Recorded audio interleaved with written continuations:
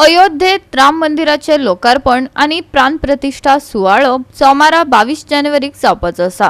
फोंडेच्या राजीव गांधी कला मंदिरात हिंदू सांस्कृतिक न्यास फोंडा ह्या सुवाळ्याचे थेट टेलिकास्टिंग करतलो। ते भायर सांस्कृतिक कार्यावळी घडोवन हाडटले। आयकात आयोजकांनी पत्रकार परिषदेत दिल्ली माहिती।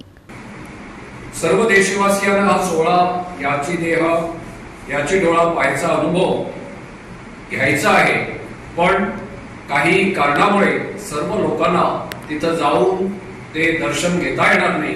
ते दर्शन सामूहिकरित्या सर्वांनी एकत्र घ्यावं या इच्छेने या कार्यक्रमाचं आयोजन केलेलं आहे। सकाळी बरोबर 9 वाजता वरचा बाजार फोंडा येथील लोकमान्य मल्टीपर्पज सोसायटीकडून दिंडीला सुरुवात होईल। या दिंडी पथक असेल आणि सर्व बांधवांनी तिथं त्याच्यात सामील व्हावं।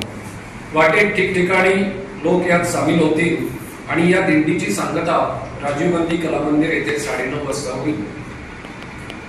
दिंडीमध्ये सामूहिक रामनाम स्मरण करण्यात येईल। या दिंडीत शक्यतो भारतीय वेशात आपण सर्वांनी सहभागी व्हायचं आहे। प्रभू रामचंद्र, सीतामाई, हनुमंत या वेशात लहान मुले तसेच मोठेही माणसं याच्यात भागीदार होऊ शकतात।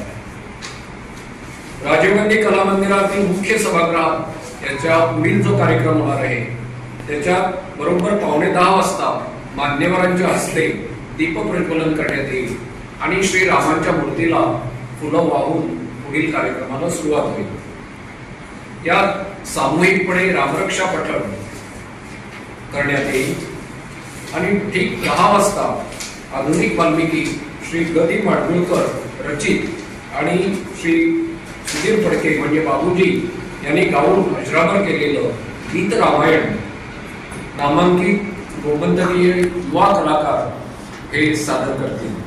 हिंदू सांस्कृतिक न्यासाची स्थापना गेल्या मे महिन्यात झाली आणि हो ट्रस्ट आसा तो हिंदू संस्कृती कशी आम्ही राखून दवरतले त्याच प्रमाणे हिंदू संस्कृती रिलेटेड कितें प्रोग्राम जातले या हेतून हो ट्रस्ट स्थापन जाल्लो। गोवा 365 खातीर कृष्णा नायक, मनीषा जाधव आणि संगीता ओली।